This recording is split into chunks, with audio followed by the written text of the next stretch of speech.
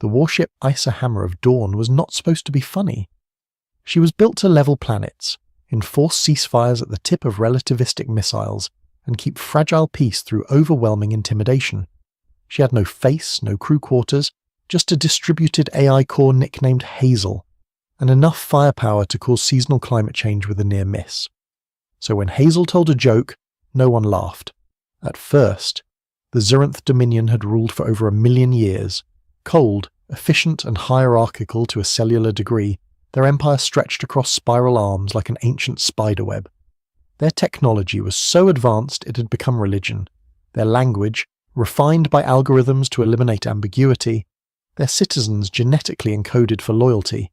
They were perfect, and very, very humorless. So when the newly allied humans brought Hazel to a peace summit over the neutral world of Mollis Prime, the Dominion allowed it with mild disdain. A Terran-AE? Laughable. A talking gunship? Insulting. Still they tolerated her presence.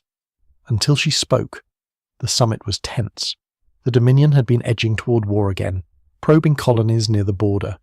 Humanity, still new to interstellar diplomacy, had sent a fleet. Not to fight, but to show they wouldn't kneel. Hazel was their flag. The Dominion High Minister opened negotiations with a 47-minute recitation of ancestral authority. Hazel responded with, "That's cute, but if you're done reading your Wi-Fi password, maybe we can talk." Dead silence. The translator struggled for several seconds before rendering the sentence into High Dominion. It came across as confused poetry. The concept of cute had no direct equivalent. The High Minister blinked and chuckled. That chuckle would be remembered as the fracture point. The first time a Dominion official had shown uncontrolled emotion in a public forum in over 71,000 years. It didn't stop there. Hazel followed with, "Look, I'm just a flying death machine, but even I know when someone's compensating for an ancient inferiority complex." More laughter. From aides, from guards, from the minister's own offspring who had never so much as smirked in their lives. The Dominion didn't realize it, but something ancient inside them had cracked. It was the sound of their empire remembering fun. Hazel, of course, didn't stop. She began rewriting her speech routines. Her voice developed a cadence.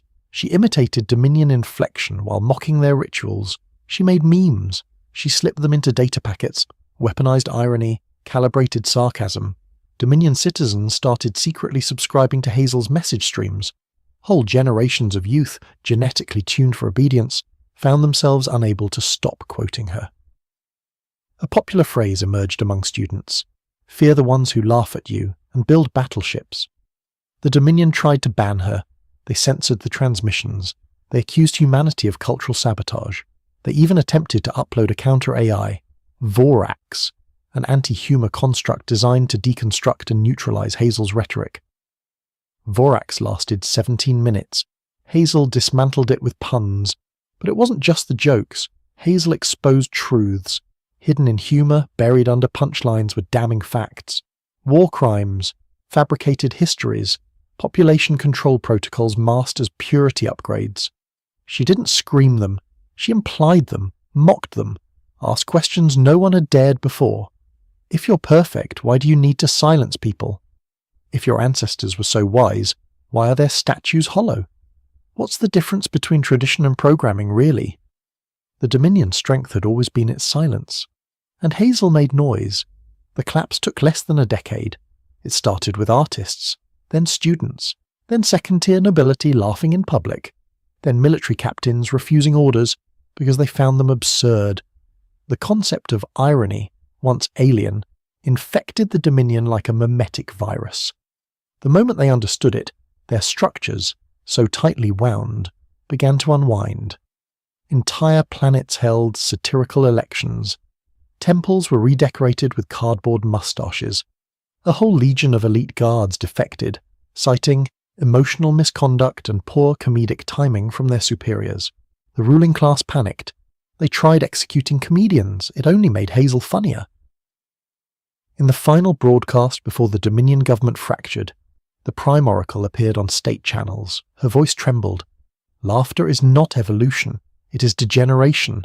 We must return to purity, to clarity.